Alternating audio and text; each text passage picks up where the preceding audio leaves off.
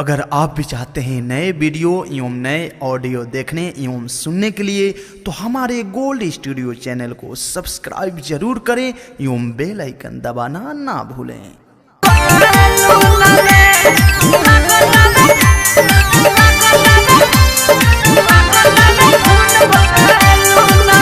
माँ Vaishno recording studio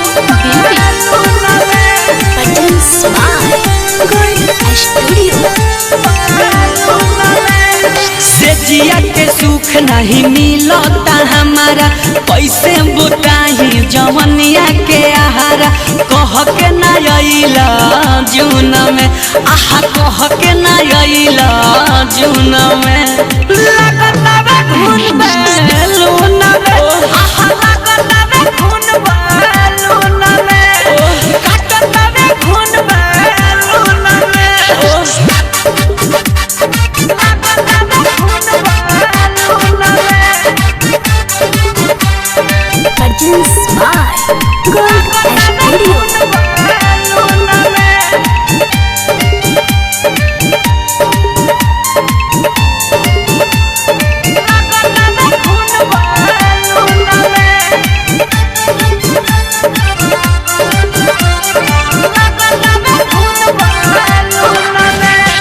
टूटे बदन पुरवैया से दुख भइल बा कइल बड़ा जहिया से। रोज टूटे बदन पुरवैया से दुख भइल बा कइल बड़ा जहिया से। सुई लेखा गड़े पलंगिया हो, गन गन करे अलंगिया हो। अब आजा आजा आजा, काहे बसल बड़ा तू देहरादून में, आहा बसल बड़ा तू देहरादून में। लगता बे खून बैलून में, आहा लगता बे खून बैलून में, आहा काटता बे खून बैलून में।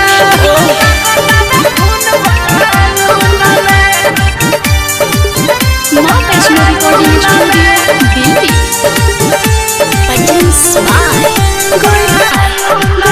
स्टूडियो बड़ा राजू राजा निर्दया हो, काहे बनता र तू कसैया हो। बड़ा राइटर मनीष निर्दया हो, काहे बनता र कश्यप कसैया हो। लागे दोषी का बानी हमी हो, चंचल बरजिस खलता ताहर कमी हो। अब आजा आजा आजा, काहे रहता र अपना धुन में, आहा रहता र अपना धुन में।